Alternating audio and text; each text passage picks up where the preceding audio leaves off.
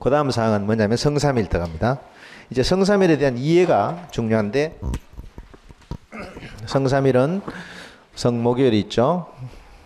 목, 금, 토, 일 이래 있습니다. 있는데 성목요일 날 저녁에 주님 만찬 미사. 성금요일 날 뭐 저녁에 하긴 하지만 실제로는 낮입니다. 주님 순환, 예. 오후 3시 정시는 그렇습니다. 토요일 날 밤에 뭐 주일 새벽까지 걸쳐서 부활성야, 그 다음에 뭐 주일은 부활 대축일이니까 부활, 축, 부활 되어 있습니다. 자, 성삼일을 이해하시는데 우리는 어떤 이해가 갖고 있냐면은 성삼일이 언제입니까? 목, 금, 토가 아니고 성삼일은 금, 토, 일이다. 이제 책에 그걸 써놨습니다. 그걸 써놨어요. 왜? 그 성서에 보면 유대인들은 하루를 계산할 때 어떻게 했냐면은 전날 해 떨어지고부터 밤부터 저녁부터죠. 저녁부터 해서 그날 해 떨어질 때까지를 하루로 계산했습니다.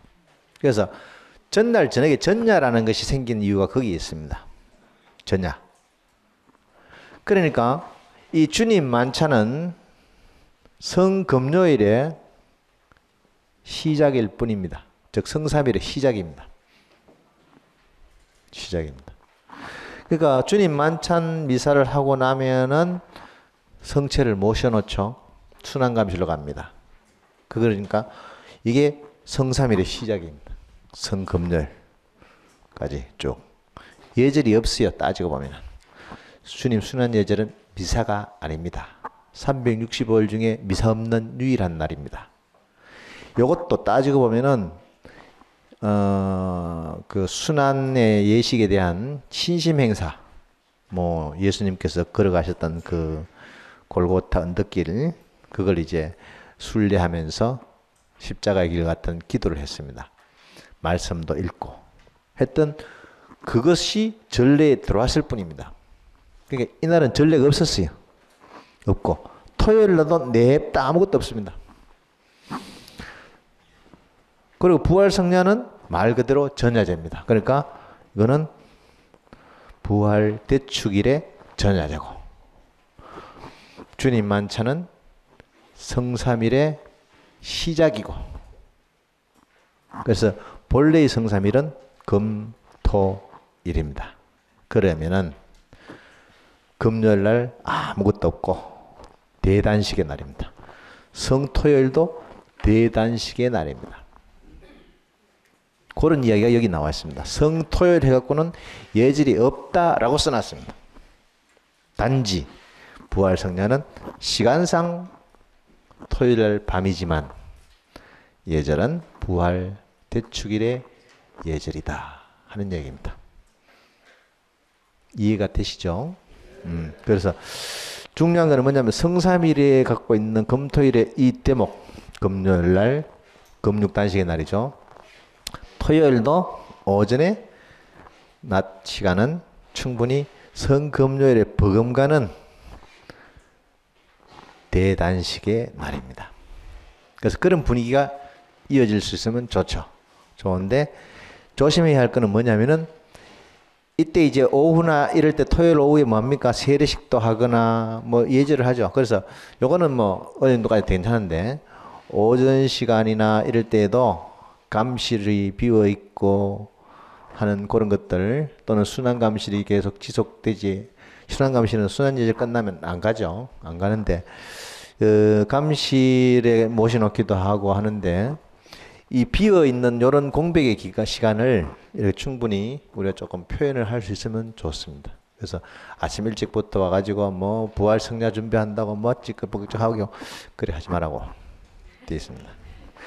주님 순환 예절도 이제 저녁에 이제 하는데, 이때 끝나고 나서 저녁에 모여갖고 또 성가 연습하고 알렐루야 노래하고 뭐 그러죠. 그런 거 좀 자제를 좀 하고 미리 좀 하면 좋겠다.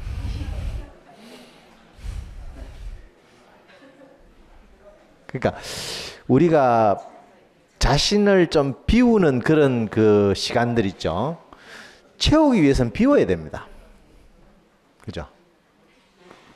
빛을 밝히기 위해서는 깜깜해야 되는 것과 마찬가지로 이런 비움의 시간이 결국은 큰 생명, 부활의 의미를 더 잘 표현해 주기 때문에, 그래서 이런 분위기들을 우리가 좀 나눌 수 있으면 좋겠다 하는 얘기입니다. 그 다음 부활 성례할 때 비치 예식을 하는데, 모닥불 화롯불 같은 걸 준비해서 이제 촛불 불축복하고 이렇게 부활초에 딩기고 그러죠. 그런데 요 시간이 참 중요한 시간입니다. 오후 시간. 그러면은 이 시간을 어떻게 지내냐 하면은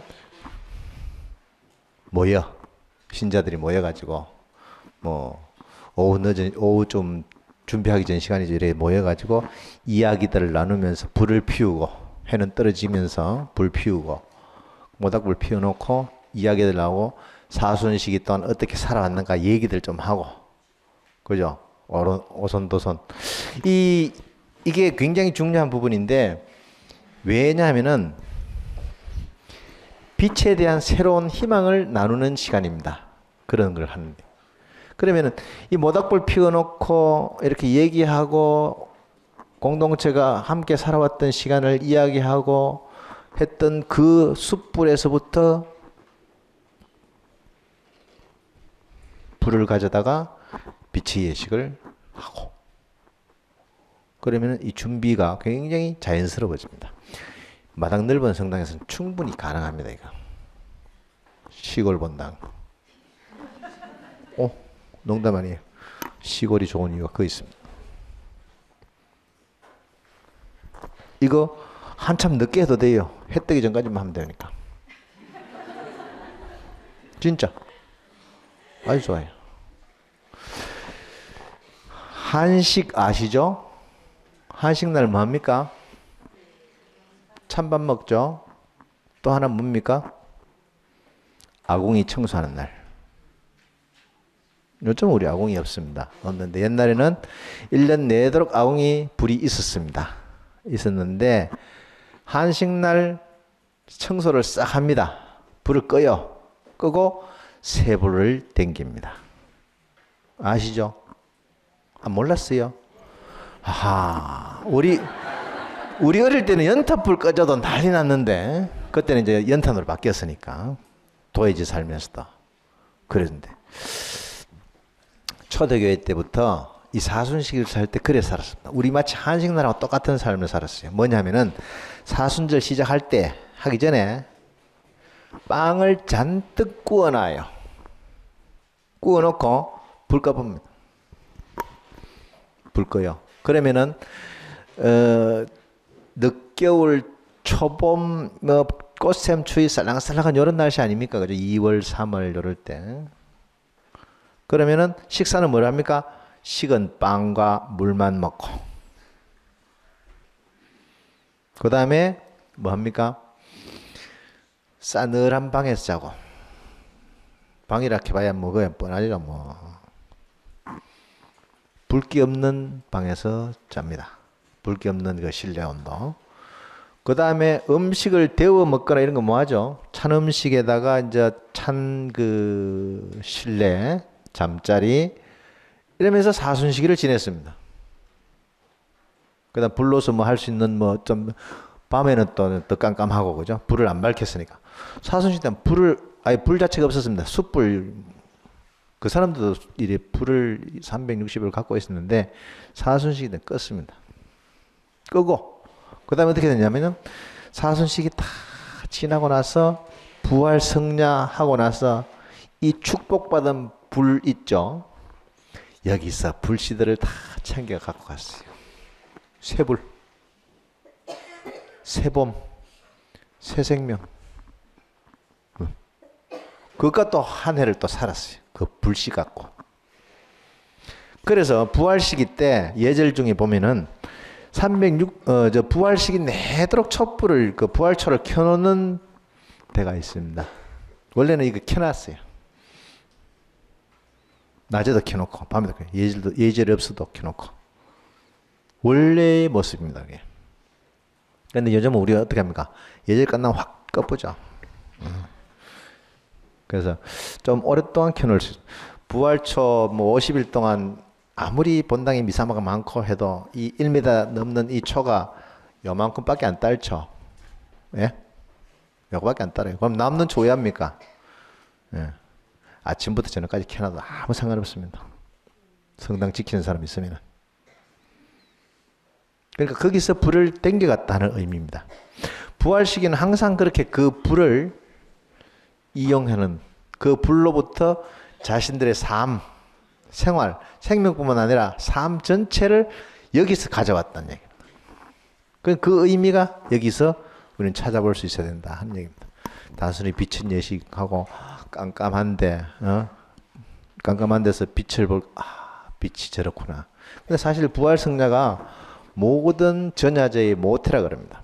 이 빛의 예식에서 오늘 현대인들이 하고 있는 그 이벤트, 엔터테인먼트 이 다 여기서 나왔어요. 알죠? 보이스카우트, 뭐 캠파이어, 뭐 전야제, 뭐 저 간호사들 뭐 나이팅게일 선언 할 때 촛불 들고 하고 뭐 온갖 촛불 들고 하는 건 다 여기서 나왔어요, 사실. 근데 그거는 이제 나름대로 자기 나름대로 자기들 고유한 의미가 있으니까 그걸 거기에 맞추어서 해석을 하고 그런 의미를 부여하고 했지만은 그 우리는 뭡니까? 영원한 생명, 꺼지지 않는 빛. 빛이 와서 어둠이 없어진, 죽음이 소멸된 그 빛. 이것을 설명해 주는 것이 부활, 성냐, 빛의 예식입니다. 그리고 본 예식 안에 들어가서는 이제 우리의 그 빛을 받은 예식이 뭡니까? 세례식. 새로 태어났다 하는 거. 예, 그것이 이제 이 성삼일의 구조 안에서 찾아볼 수 있는 부분입니다. 이야기가 조금 이렇게 걸쳐서 이루어졌죠. 예. 성삼일의 의미는 그렇습니다. 그래서 27쪽 보시면 주님 만찬 목요일 예절 나와 있죠.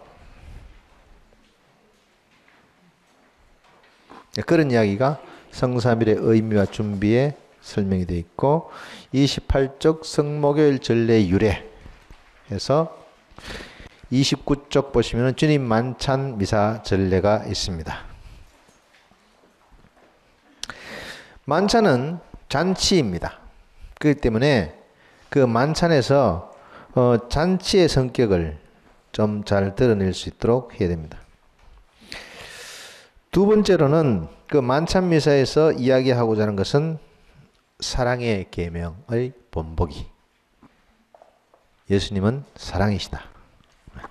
사랑이시다. 어젯밤에 평화방송에서 두봉주교님 강론하시는 거 들어보셨습니까? 거기 보면 예수님은 사랑이시다. 사랑은 행복이다. 사랑의 크기에 따라서 행복이 달라진다. 그 얘기였어요. 그뿐입니다. 그런데 그게 다 앞뒤다 보니까 결국은 그게 다예요. 자, 사랑의 계명 주셨는데 당신께서 바로 사랑이시다.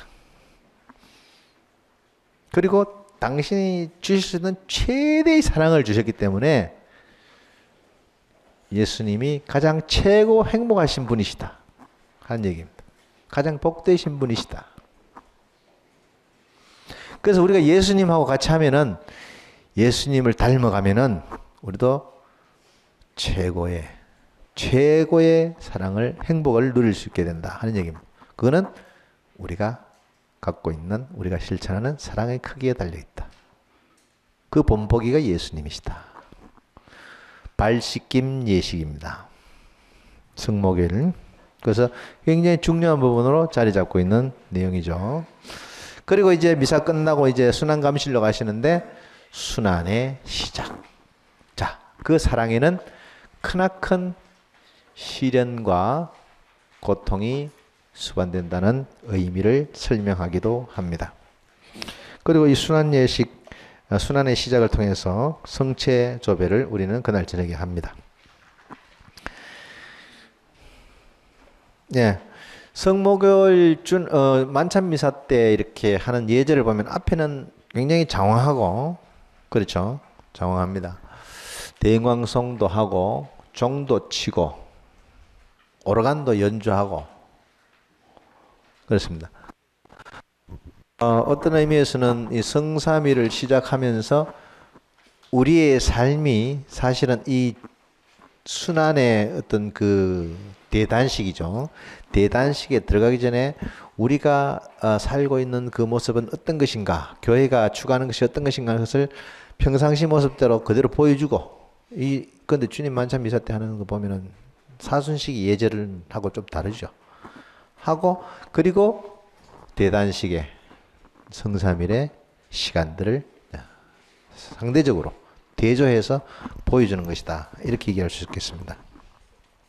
그래서 주님 만찬 미사 전례하고 그 뒤에 이어지는 성금요일하고 연결시켜서 보면은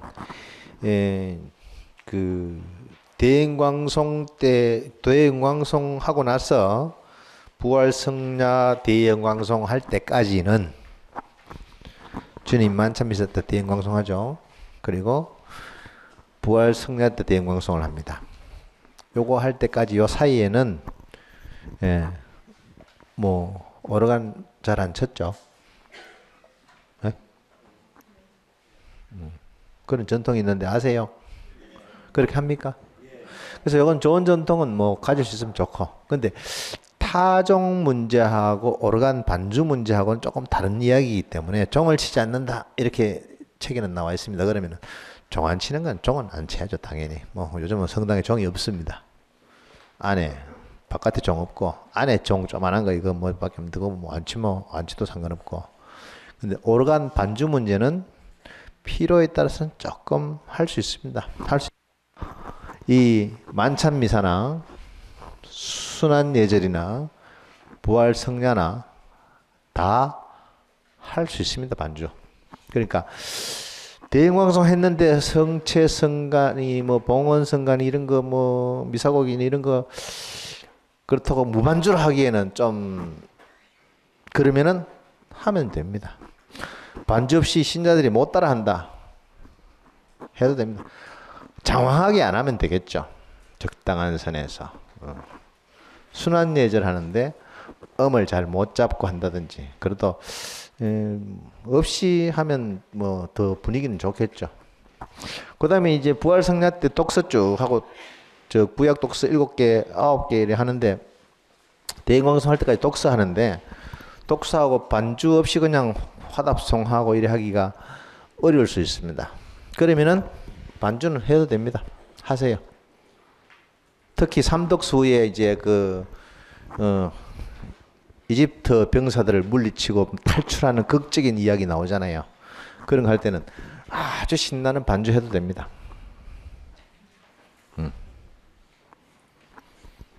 그 삼독수 후에는 굉장히 그 바스카의 핵심되는 이야기가 곧 담겨 있습니다. 구약에. 그래서 그런 것들은 신나게 해서 분위기를 이렇게. 그래서 어느 부분에 반주를 하고 어느 부분에는 뭐 이렇게 좀 반주 없는 노래를 하고 할 것인지 이런 것들을 전반적으로 얼개를 맞추어서 이렇게 정하시는 것이 좋을 것 같습니다. 예. 예, 만찬미사 앞에 말씀드렸듯이 발식김 예식 나와 있고 31쪽 보시면은 그 의미가 나와 있는데 밑에 놓다 뭡니까 밑에 부분을 뭐라 그럽니까 풋노트 갑자기 우리말 이름이 생각 안 나네. 각주에 보시면은 12사도들의 발을 씻어 주셨죠. 그래서 근데 어떤 본당에는 이 12사람을 뽑는데 애로사항이 많습니다. 그래가지고 아를 시켰다가 노인을 시켰다가 빌걸 비리빌방불 다 쓰는데 그러니까 자매님도 불러다가 시켰다가 그래서 이제 좀 이래 어떤 본당에는 까이까 뭐 이번에 다 하지 반장들 다 나온다 해서 한 50명 시킨 데도 있어요. 그래서 이게 갖고 있는 의미는 물론 좋습니다. 그런데 사실은 그 신부님이 내 발 씻어줬다 하는 데 대해서 굉장히 큰 의미를 부여하고 집착하시는 경향이 많습니다. 그래서 그거 좀 문제는 돼요, 사실. 예. 그래서 좀 지켜줬으면 하는 그 바람은 어떤 게 있냐면은 12명이라는 숫자를 좀 맞추면 좋겠다. 12명. 12명을 맞추고 조금 어떻게 듣기 싫은지 모르겠으나 그 12사도들이 다 남자라서 형제분들로 구성하는 것이 좋겠다. 그런 생각이 좀 듭니다. 왜요? 괜찮겠죠? 그런 이야기가 밑에 써놨습니다. 각주에. 예. 왜냐하면 상징적인 의미가 있기 때문에 12명의 사도, 이스라엘 12지파를 상징합니다. 그러면 12명의 사도는 신약에 와서 새로운 하느님의 백성이라는 뜻을 갖고 있습니다. 12. 그 다음에 이 12명의 사도들은 물론 이제 유다가 이제 마테오로 교체됐지만은 이 사도들은 어떤 의미라고 하냐면 교회의 기둥들입니다. 교회의 기둥. 그렇기 때문에 우리 본당 공동체의 기둥이 되시는 분들을 이렇게 하면 어떨까? 뭐 위원장이든지 이런 사람들. 물론 이제 그러면 이제 자매님이 자연스럽게 들어오실 수 있겠죠.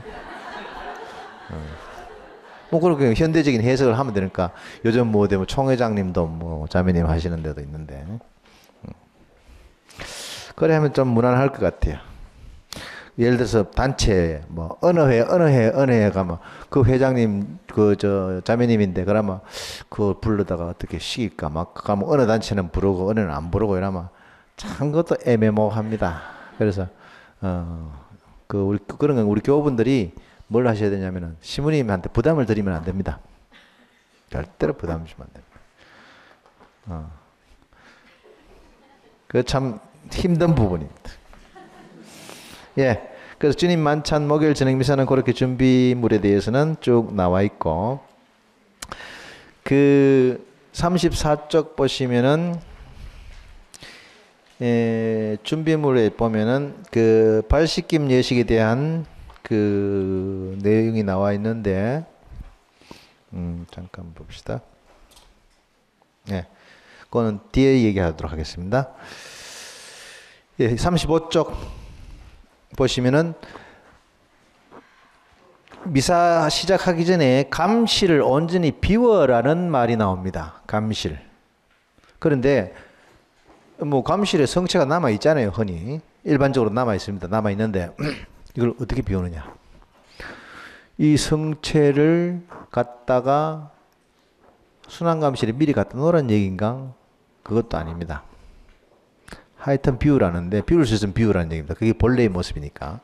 왜냐하면은 성목요일 만찬 미사는 말 그대로 성체 성사를 세우신 미사입니다. 그래서 성체 성사인 미사는 가장 좋은 방법이 그 미사 때 축성한 성체로 영성체를 하는 것이 가장 정상적인 방법입니다. 맞죠? 그런데 우리는 현실이 그렇지 못하죠. 그렇잖아요. 감실에 꺼내가 드리죠. 너희는 모두 받아 먹으라 놓고 신부님 혼자 드신 밥 드시고 우리는 찬장에서 식은 밥 꺼내주고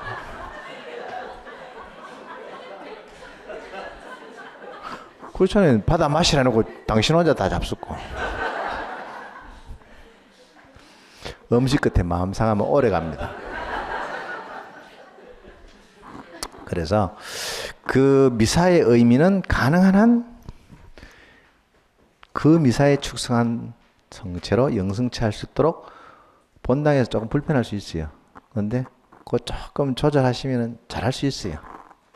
그래 해야 됩니다.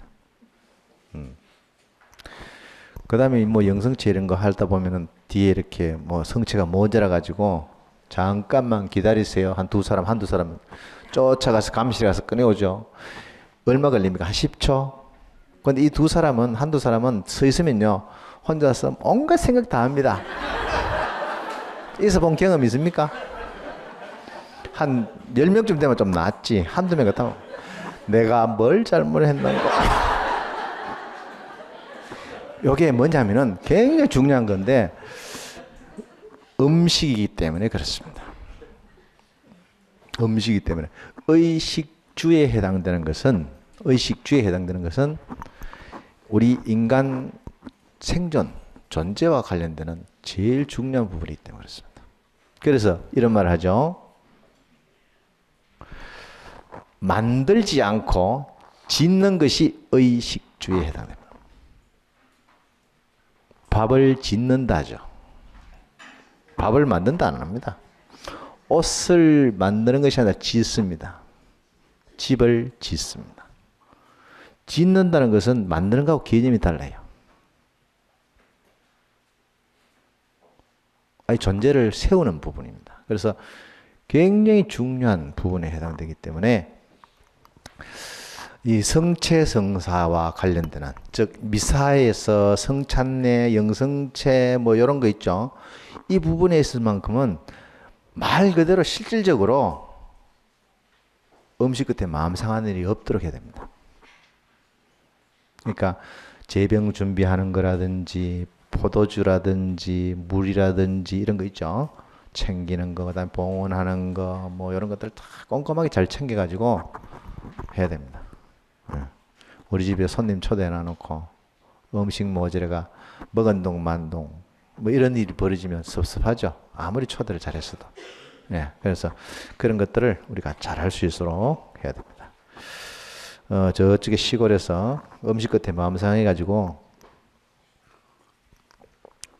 냉담 40년 하신 공수회장님이 계십니다.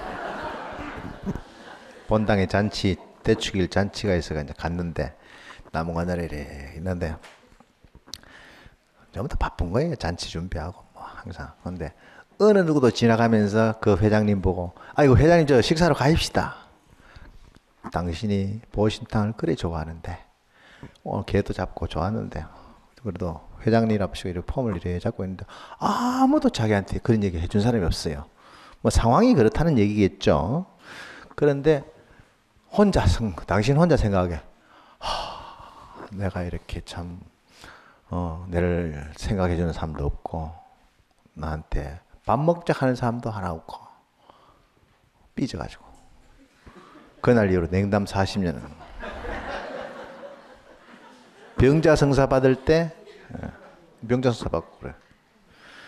그렇다는 분도 계십니다. 음식 끝에 마음 상하는 거 참 오래 갑니다. 오래 가요.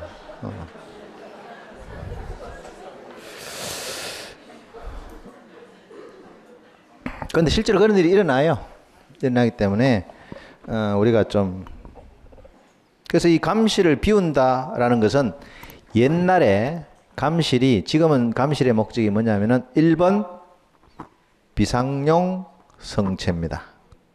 병자가 필요한 영성체를 위해서 1번. 2번은 성체 공경, 성체 조뱅. 3번 미사 때 덤으로. 그 미사 때 쓰는 것은 3번이에요.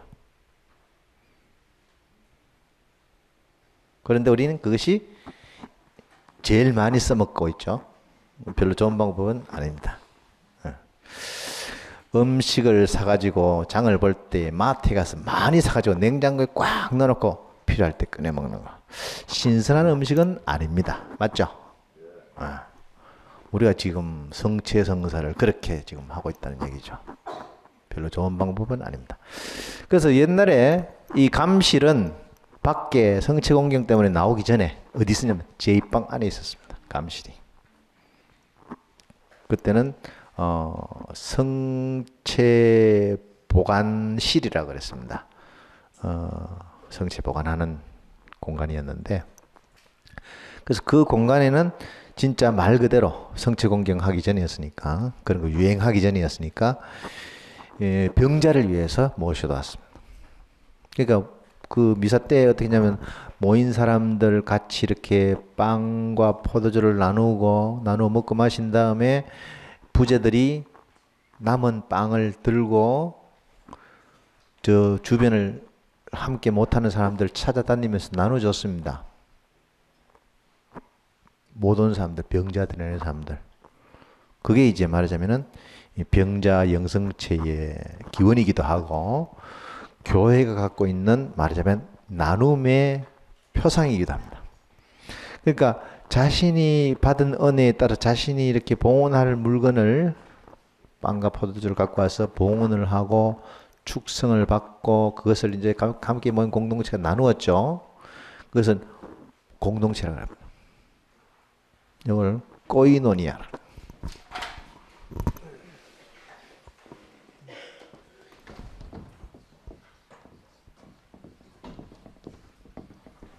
이 말 들어보셨죠? 예, 공동체라는 말이기도 하고 친교라는 뜻도 있고 그렇습니다. 그래서 같이 모여가 값게 나누고 교류하고 참 하기하고 좋습니다. 좋은데 여기서 끝나면은 무슨 문제가 생기냐면은 여기서 끝나면은 우리끼리 잘 먹고 잘 살고 땡입니다. 폐쇄적인 공동체가 됩니다. 맞죠? 그런데 여기 함께 하지 못했던 공동체 바깥의 사람들이 많이 있습니다. 우리 주변 공동체 곁에 얼쩡거리는 사람도 있을 수 있고 붙었다가 떨어졌다가 또는 뭐 함께 하지 못해서 여러 가지 이유로 그런 사람도 있고 그렇습니다. 그러면 그 사람들을 교회가 찾아다녔습니다. 구성원들이, 봉사자들이.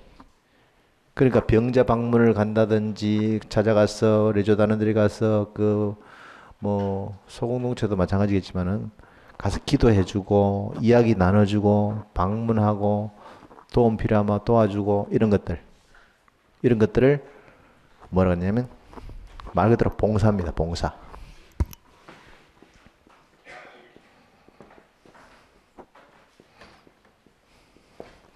디아코니아라 그럽니다. 봉사. 나눔의 실천이죠. 그러니까 미사를 마치고 파견하죠. 미사가 끝났으니 가서 복음을 전합시다 하면은 가서 복음을 전하는 일이 뭐냐? 봉사하는 일입니다. 내가 받은 것을 나누주는 일. 내가 기쁜 만큼 기쁨을 전해주는 일. 내가 받은 생명, 내가 누리는 생명만큼 다른 사람에게도 생명을 전해주는 일. 이런 것들이 봉사입니다. 요거는 모이는 것이고 요거는 흩어지는 것이고 가두성교 구호가 뭡니까? 모이면 기도하고 흩어지면 선교하자. 같은 말이에요. 같은 원리의 표현입니다.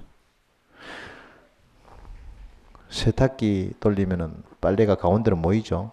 요즘이야 펀치가 있어가 다르지만은 짤순이 돌리면은 바깥으로 흩어지죠. 구심력, 원심력입니다. 맞죠? 균형을 이뤄야 됩니다.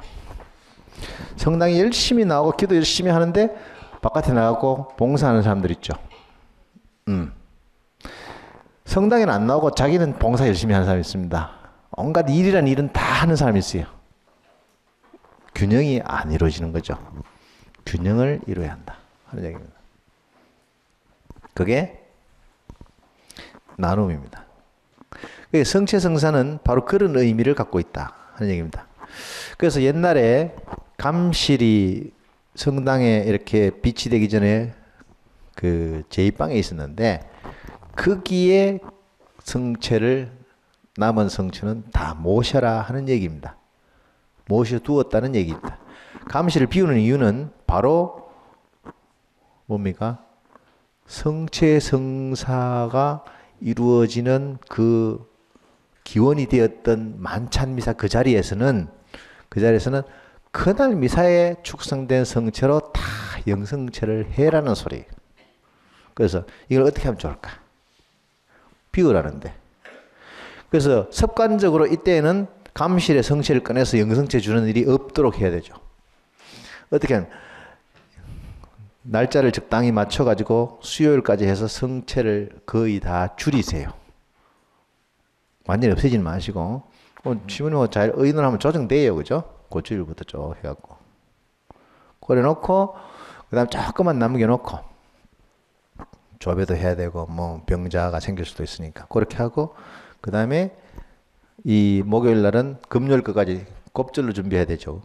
그래서 곱절로 해서 더 넉넉하게 준비를 해서 그 성체로 이렇게 전부 다 영성체를 주고, 그리고 모실 때는 그거 살짝 같이 포함해서 모시고 순환감실로 그렇게 하면은 좋겠다 하는 생각입니다. 지금 현실적으로 우리는 이게 없으니까. 그렇다고 해서 감시를 덜렁 비울 수 있는 상황도 아니고. 그래서 그렇게 하면 좋겠습니다. 예, 감실. 그 다음에 밑에 양령령 성체에 대한 설명이 나와 있는데, 양령령 성체는 뭐 하기 나름이겠죠. 근데 전 신자들 다 양령령 성체 하려면은 뭐 참여 숫자가 적거나 그러면은 가능하겠죠. 그렇지 않으면은 어렵습니다.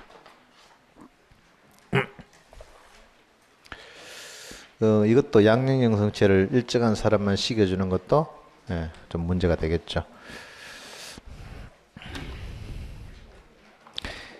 예, 주님 만찬 미사는 평상시 동일하게 시작합니다. 그렇게 해서 권고 참회 대응광송까지 반주에 대한 이야기는 37쪽 각 주에 나와 있고, 말씀 전례 평범하게, 그리고 강론 다음에 발씻김 예식 앞에 말씀을 드렸듯이 그런 의미들이 담겨 있다 하는 얘기고, 그 다음에 보편지향기도. 보편지향기도는 한번 만들어 보십시오. 여기 이제 뭐 하나의 모범으로 내놨는데, 1번은 이제 교회 공동체 근본에 대한 것이고, 두 번째로는 사제들을 위해서 기도합시다. 그날 오전에 성령 축성미사 했으니까 사제들을 위해서 바치고, 가난한 사람들, 즉 사순절 실천은 자선과 봉헌이기 때문에 가난한 사람들을 위해서, 그 다음에 사순식이 절정인 공동체, 공동체 신자들을 위해서, 우리 자신을 위해서. 이 뭐 예문으로 내놨습니다. 본당에서 잘 만들어서 쓰시는 것이 가장 좋습니다. 네. 그 다음에 성찬절례 끝나고 쭉 넘어가서 영성체후 기도를 하고 성체를 옮겨 모십니다. 이 영성체후 기도할 때에 이제 영성체 끝난 다음에 성체를 모시기 전이기 때문에 감실에 모시지 않고 제대 위에, 성체포 위에 이렇게 성합체로 둡니다. 두는데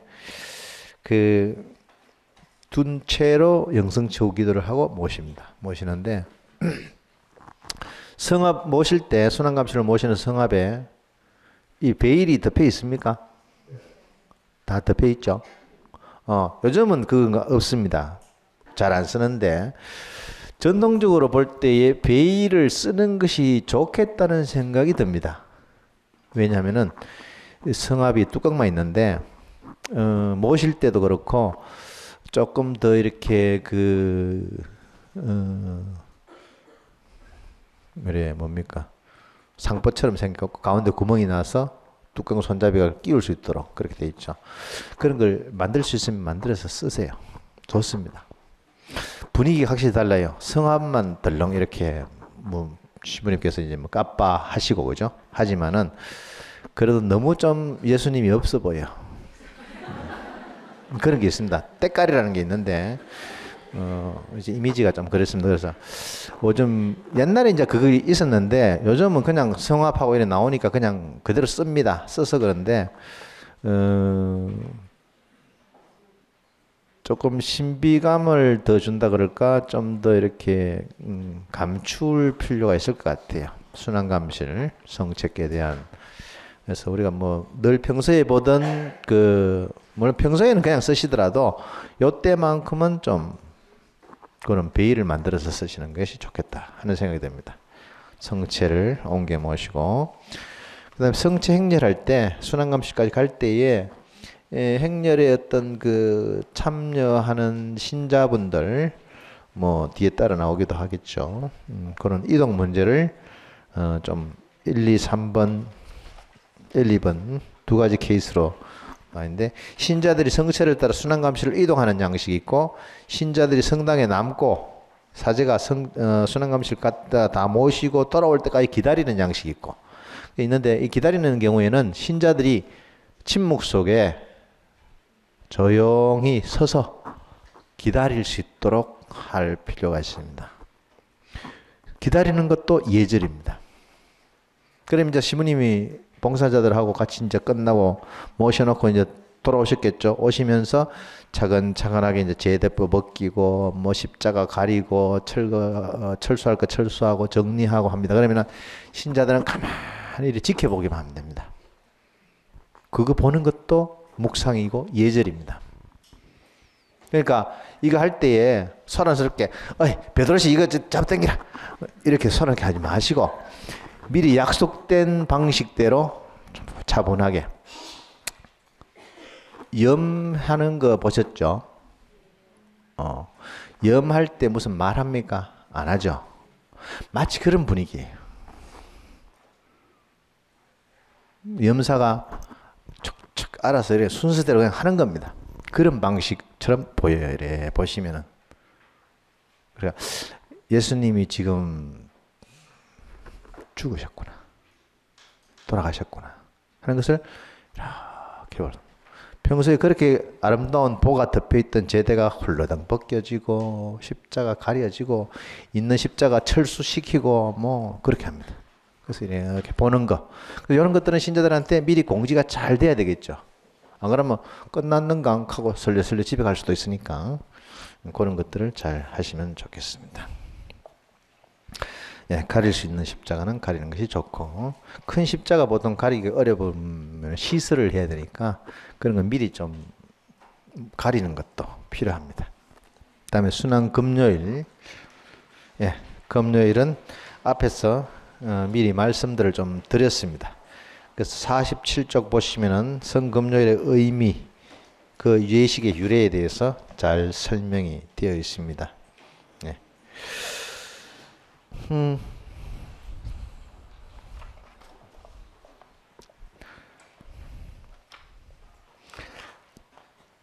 순환예식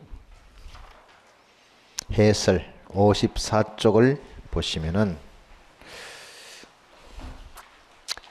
홍색 제의를 입고 순환예식을 합니다. 이때 이제 미사는 아닌데 자매님들이 이제 뭐 미사 수건을 쓰시는데 이날도 그러면 미사는 아닌데 써야 되나 말아야 되나 뭐 이런 얘기가 나옵니다. 뭐가 좋을 것 같아요? 쓰셨습니까? 쓰셨으면 쓰시는 게 좋겠죠. 예. 각주에 그거 써놨습니다. 수녀님들은 뭐 365일 쓰고 계시는데. 예, 결국은 우리의 마음가짐을 어떻게 만들어주느냐 하는 그런 부분들이기 때문에 예, 그렇게 좀 더 하시는 것이 좋겠죠. 그런데 이걸 가지고 맞느냐 틀리냐 이런 얘기는 하실 필요는 없습니다. 예, 그 공동체 분위기에 따라서 하시면 좋습니다.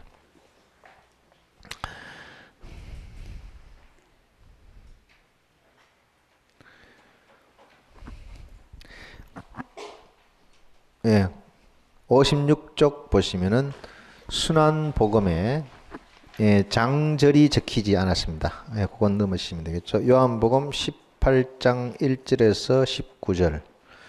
아니다. 18장 1절에서 19장 42절까지. 예, 우리 주 예수 그리스도의 순환기입니다. 제목이 우리 주 예수 그리스도의 순환기. 요한복음 18장 1절에서 19장 42절. 순환복음 제목 아래에 빠졌습니다.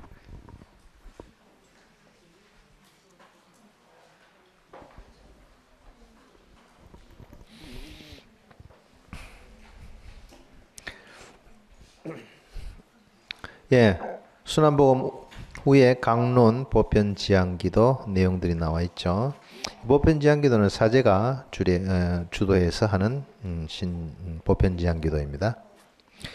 그 다음 십자가 경배에 보면 십자가를 보여주는 예식, 즉 십자가 입장하거나 또는 가린 십자가를 보여주는 양식, 이 두 가지가 있죠. 가린 십자가를 보여주는 양식은 이제 들고 와서 준비된 십자가를 보여주면서 이렇게 경배를 노래하는 경배하고, 또는 십자가를 들고 입장하며 보여주는 양식 해서 뒤에서부터 십자가를 들고 들어오는 방식. 그래서 각주 28번에 보시면은 이 두 가지 양식을 겸해서 하는 본당도 있습니다. 들고 들어오면서 뭐 마치 그 저 부활초 들고 들어오면서 그리스도 우리의 빛 하듯이 들어오면서 보라 십자나무 여기 세상 구원이 달려 여기 저 악보 라틴어 악보는 좀 복잡합니다. 보라 십자나무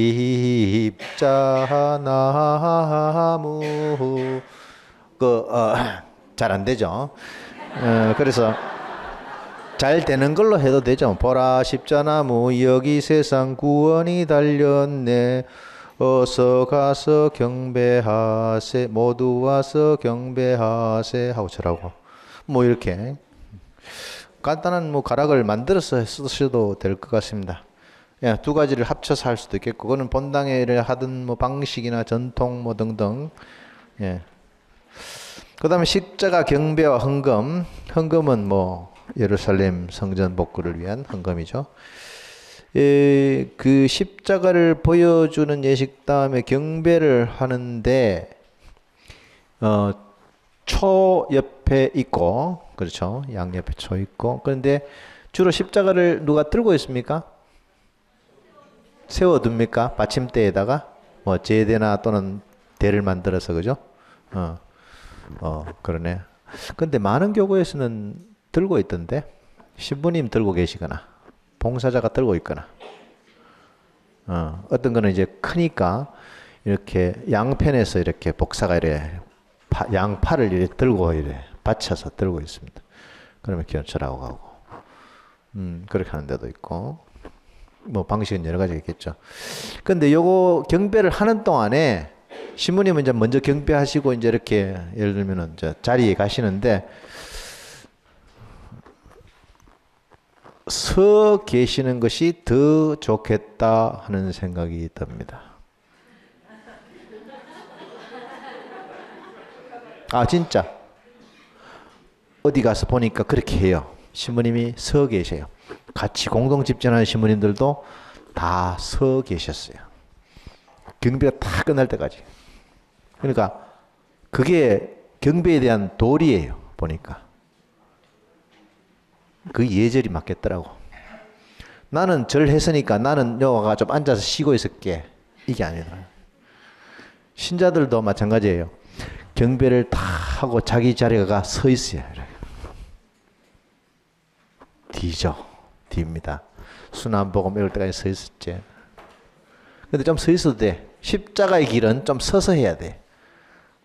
좀 오랫동안 좀 서 있어도 상관없습니다. 진짜 다리가 불편하시고 관절염이 있고 뭐 이런 분 아니시면은 좋을 것 같아요. 신부님 서 계십시오 이런 거. 요 써놨습니다. 신부님 보시면은 느끼시는 바가 있겠죠. 우리는 원래 성삼일 방학이 아니고 학교서 학생들이 지냅니다. 예, 한번 이걸 해볼까 싶습니다. 우리 저기 대구 신부님들, 경상도 신부님들이 돼가지고 아이마 알아서 해라, 마 너끼리 알아서 해라 하는 인식의 스타일이기 때문에 신부님 좀 서 계시라고 좀 하려고. 기도할 때 미사 때 이러면 합장도 잘 안 해요. 이래가 내라가 이래 있고 그랬어. 학생들은 다 일하고 있는데 신부님.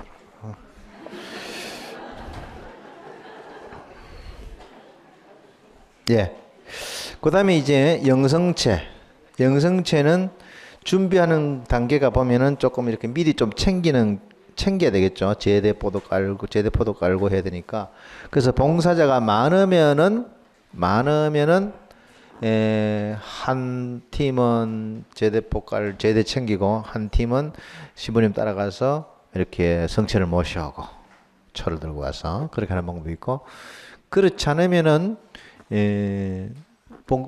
복사가 적으면은 제대포 깔고 성체포 깔아놓고 뭐 제대를 먼저 차려놓고 성체를 모시러 신부님하고 가도 되고, 그러니까 요런 것 하셔야 됩니다. 예. 봉사자가 적다면은 그렇게 해야 되겠죠. 성체를 먼저 모셔오면은 어떻게 되겠습니까? 신부님 들고 기다려야 되겠죠. 제대 치를 때까지. 그래서 그게 좋습니다. 신부님하고 손발을 맞춰야 되죠. 그런 것들. 그렇게 해서 영성체를 하고, 영성체하고 나서 남은 성체는 성당 밖에 마련된 자리나, 여기 이제 아까 말씀드렸던 제2방에 감실이 있다면은 하는 이야기입니다. 예, 제2방에 감실. 나중에 저희들 100주년 성당을 짓는데 감실에 저 제2방에 제2실을 아주 크게 만들어야 되는데, 그 만들고 거기다가 감실을 별도로 하나 또 만들어야 되겠어요. 이런 걸 때문에 필요할 것 같아요. 그게 본래의 모습이니까. 그러면은 특히 물론 이제 큰 성당에 감실 없습니다. 없고 소성당에 밑에 적은 성당에 있긴 있지만은 제2방에도 그런 그 상시용 아니고 비상용으로 만들어 놓으면은 이런 예절할 때에 아주 제대로 이렇게 쓸 수 있을 것 같아요. 예, 아니면 감실에 모실 수가 있다. 그리고 곧장 감시로 모시면 되겠죠. 예, 성토요일, 예, 금요일은 그렇게 지내면 됩니다. 보통 이제 오후 3시인데 본당에서는 이제 저녁 시간에 많이 하죠. 다른 성사 전례를 가능한 한 피하는 것이 좋다. 그런데 이제 오후에 세례식이나 이런 건 사목적인 행사는 가능하다라고 되어 있습니다. 그래서 뭐 부활 성야 때 세례 주기가 못하니까 토요일 날 하기도 하고 그렇게 하죠. 그래서 그거는 이제 본당 시간표나 뭐 여러 가지를 맞추어서 그렇게 편성하니까 뭐 사목적인 이유로 얼마든지 가능한 일입니다. 그다음 부활 성야입니다. 부활 대축일 성야. 앞에서 말씀드렸듯이 모든 전야제의 어머니이다. 모체이고 그 다음에 빛의 신비를 잘 드러내기 위해서는, 저기 빛의 신비는 즉 파스카의 신비입니다. 어둠의 신비가 잘 드러나도록 환경을 조성해야 한다. 예, 부활 찬송에도 그런 말이 나오죠. 오 복된 탓이여. 예, 죄가 많은 곳에 은총도 더 크다라는 말과 같은 맥락의 이야기입니다. 네. 요 이야기는 쭉 보시면은 이런 이야기들이 나왔구나 하는 것을 볼 수가 있고, 그 다음에 64쪽 보시면은 이제 예식에 대한 설명이 나와 있습니다. 역사적인 뭐 기원이라든지 그런 것들. 그래서 봉사자들은 이런 것들을 좀 알고 계셔야 됩니다. 이 예식은 언제부터 했는데 이런 의미가 있다. 다 깨고 있으면은 준비를 하시더라도 아주 자신 있게 잘 준비하실 수 있을 것 같아요. 예, 그래서 쭉 말씀 전례 나와 있는데, 말씀 전례는 여건이 괜찮다면은 독서를 생략하지 마시고 다 할 수 있으면 더 좋습니다. 처음에는 아이고 그 길 걸 왜 다 하노 하는데 실제로는 해보면요 교우들이 다 좋아해요. 진짜로. 시부님들도 깔끔 아이고 뭐 길다야 자 줄이라 이래도 실제로는 하면 할수록 좋습니다. 그래요. 해보세요. 그러니까 어떤 좀 큰 이유가 없어야 됩니다. 예를 들면 좀 많이 힘들어 하시는 분들이 좀 오래 계시기가 어려운 분들이 많이 있다든지 뭐 그런 환경이 아니라면은. 그렇지, 애들은 자죠. 애들은 자죠. 그 꼬맹이들을 이제 뭐 천연새 옷 같은 거 입혀가지고 천사 이러면서 이제 행렬 해가지고 뭐 제대 옆에다 막 앉추고 그런 것도 하죠. 그걸 하는데 그것은 막 자고 이랍니다. 예. 그건 뭐 할 수 없습니다.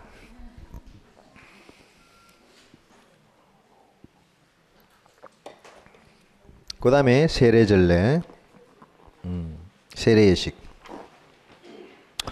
세례예식이라 안 하고 세례전례라는 말을 붙여서 씁니다. 성찬전례 이렇게 나와 있는데, 예, 준비사항 봅시다. 71쪽 준비사항 보시면은 복음 읽을 때, 부활성야 복음 읽을 때 초복사가 안 따라간다 하는 이야기. 왜? 파스카 초가 있으니까. 그런 얘기가 나와 있고, 자, 빛의 예식은 앞에 말씀드렸듯이 73쪽 4쪽 보시면은 앞에 74쪽 위에 얘기는 아까 모닥불 이야기 드렸던 그 말씀과 같은 이야기입니다. 그 다음에 이제 밑에 각주 보시면은 36번 각주 보시면은 부활 성야 때 부활 찬송을 노래하는 그 부활초를 놓는 자리를 나중에 부활초를 놓을 자리 미리 갖다 놓고 하지 마시고 별도로 이렇게 공간을 만들어서 하는 것도 좋습니다. 아주 좋습니다. 예를 들어서 이 제대고 여기 이제 제단 난간이면은 여기 적당하게 한가운데다가 좀 제대하고 좀 거리가 있으면 그렇게 솔직히 가운데 초가 있어도 시부님하고 신자들하고 방해 안 됩니다. 통로인데 뭐 얼굴 안 가려요. 그러니까 마치 제대 앞에 부활초를 모셔놓고 미사하는 것처럼 그렇게 해서 초를 이렇게 해놔놓고 보면대 앞쪽에서 놓고 들어와서 행렬에서 쳐 놓은 다음에 빛의 예식하고 나서 보면대 갖다 놓고 부활 찬송을 신자석에서 이쪽을 보고 노래를 하는 거죠.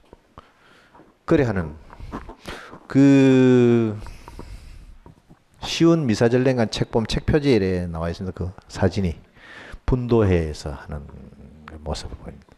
그래서 그날 미사는 그렇게 하는 것도 참 좋아요. 보면 부활초를 가운데 모셔놓고 우리는 부활초를 잘 써야 됩니다. 부활초는 성당 기존 시설물 안에 전례 설비에 들어있는 목록입니다. 제대, 독서대, 감실, 그 다음 뭐겠습니까? 감실도 사실 뒷변인데 제대, 독서대, 주례석, 사제석, 그 다음에 신자석, 감실, 또 하나는 세례대. 세례대가 없어. 세례대 넣어야 돼요. 그 다음 14처, 이거 사실 중요한 거 아니고. 이거는 성모상 얘기한다. 성인 성상 올 수 있겠죠. 부활초가 있어야 돼요, 사실은. 세례대와 부활초. 세례대, 그리고 세례대와 함께 성수대 입구에. 어디 가니까, 고배 성당에 가니까, 수반, 하얗게, 부활초 때 놓는 자리에. 저쪽에 성당도는 입구에 수반 똑같은 거, 크기는 좀 작고, 성수대 해놨어요. 그러니까, 저하고 연결되는 이야기예요, 결국. 그렇죠. 부활초, 새 생명, 새로운 탄생이죠. 성수대 뭡니까? 세례를 기억하는 겁니다. 아마 일본 사람들 백자를 쫙 해갖고 딱 해놨더라고요. 자기들한테는 뭔가 그것도 갖고 있는 의미가 있겠죠. 토속, 전통적인 의미. 그거 연결시켜서 이렇게 해놓은 것 같아서. 아, 대단하다. 그렇습니다. 그래서, 예.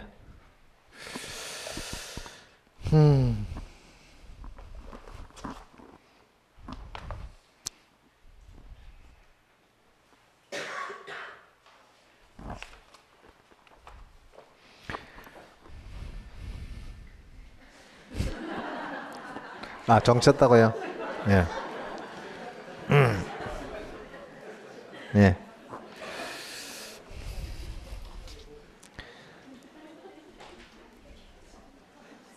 예, 그래서 파스카초를 이렇게 별도의 자리를 만들어서 이렇게 할 수 있으면 좋고, 파스카초가 강조돼야 됩니다. 파스카초를 쓰는 때가 세례식 때 쓰고 장례 때 쓰죠.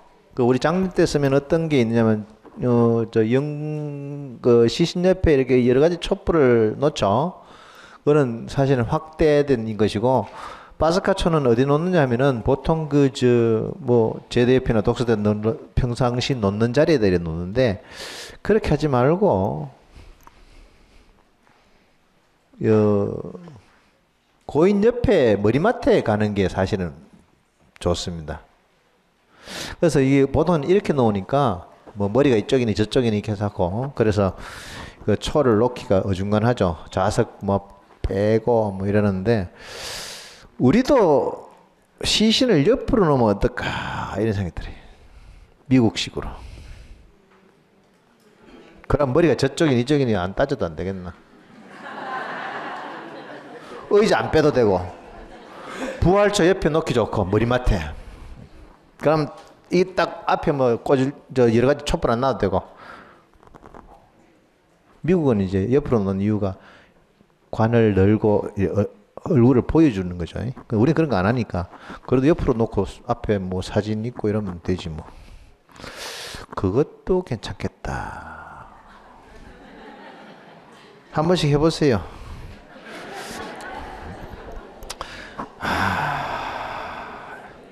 위령에서 가만 안 있겠는데.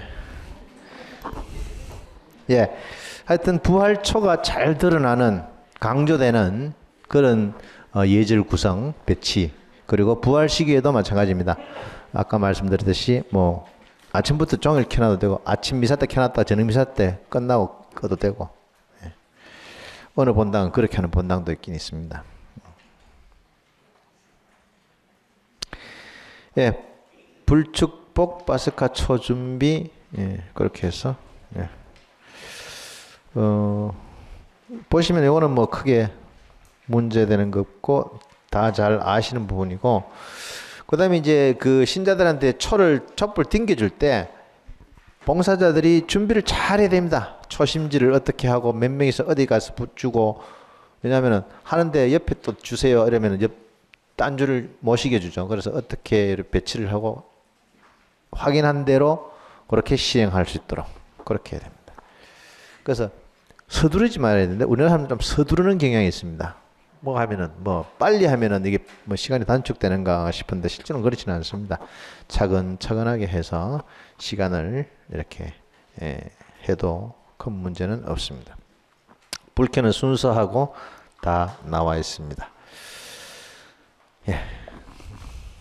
그래서 이 빛의 예식이 좀 더 차분하고 장엄하고 아름답게 거행될 수 있도록 준비를 하시면 참 좋습니다.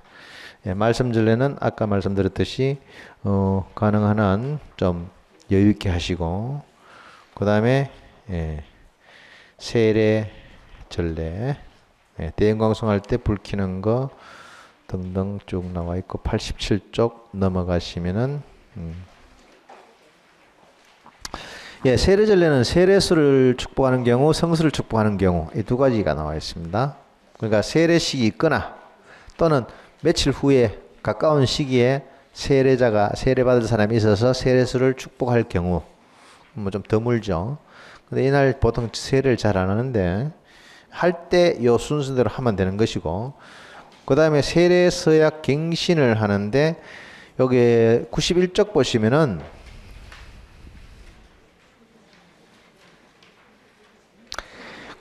보시면 밑에 세례서약 갱신해서 갈로 쳐놓고 이렇게 아래 위로 빨간 줄 꺼놓은 게 있습니다. 이 부분이 뭐냐면은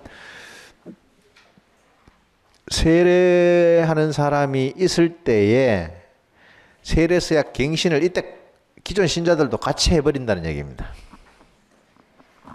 2002년도 미사경본에 이렇게 나왔습니다. 그러니까 요거는 꼼꼼하게 읽어보시면 아 이렇게 바꿔서 할 수 있겠구나 하는 건데 이거는 나중에 세례식을 할 경우에 참조하시는 부분이고 보통은 우리 성수 축복을 하니까 쭉 넘어가서 93쪽을 보시겠습니다.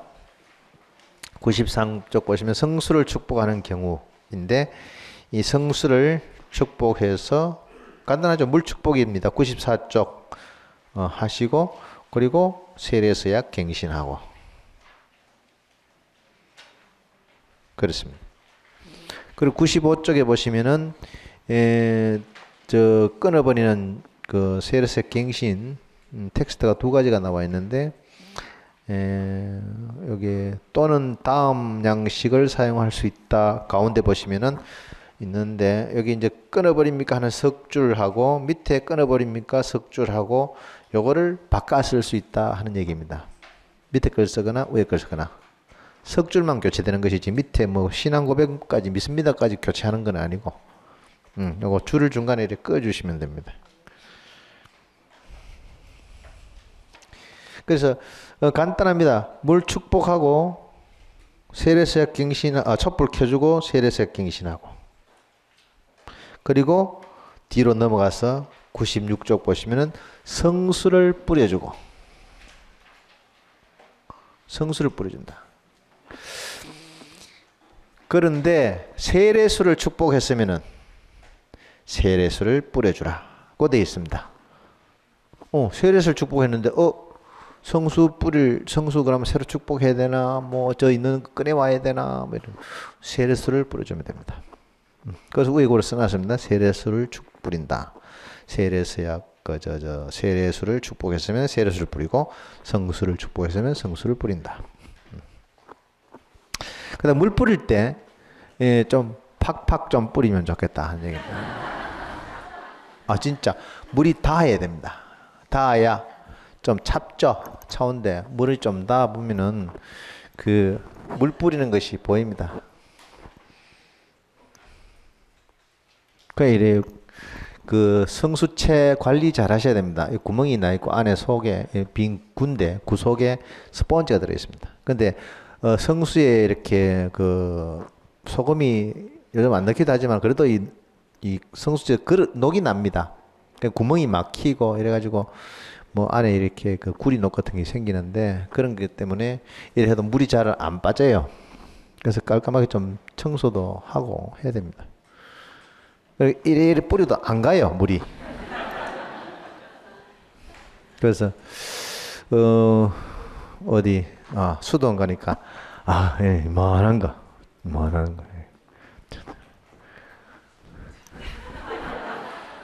이래 보기엔 또 변기 청소하는 것이 생기던데. 큰 성당은 그렇게. 그러니까 이 표지입니다. 표지. 세례를 기억하는 것이죠. 성수 뿌리는 것이. 우리가 하느님의 백성이다. 세례로 새로 태어난 사람이다 하는 것이기 때문에. 그래서 형식보다는 제대로 그것이 그 표지가 잘 드러나도록 하면 좋습니다. 보편장기도 있고, 그 다음에 성찬절례, 그 다음에 99쪽 보시면은 혹 부활 계란을 갖다 놓고 축복을 하는 경우도 있죠. 그래서 축복문 하나 실어놨습니다. 축복 기도에 이어서 성수를 뿌릴 수도 있고 안 뿌려도 되고, 그 뿌리고 안 뿌리고의 의미는 밑에 설명을 해놨습니다. 각주 53번. 그렇게 해서 보시면 되겠고, 뭐 이렇게 자음강복이나 그런 신자들의 기도라든지 이런 것들은 예문으로 나온 것이니까 본당에서 보시고 더 좋은 것을 이렇게 만들어 쓰시면 좋겠고, 부활 때 축일은 말 그대로 부활 성야를 하고 난 다음에 참된 부활의 모습이 드러나도록, 즉 파스카의 가장 절정에 해당된다고 얘기할 수 있겠죠. 가장 그 클라이막스는 이제 그 부활 성야의 빛의 예식과 세례라고 얘기할 수 있겠습니다. 조금 시간이 지났습니다. 이야기를 마칠까요?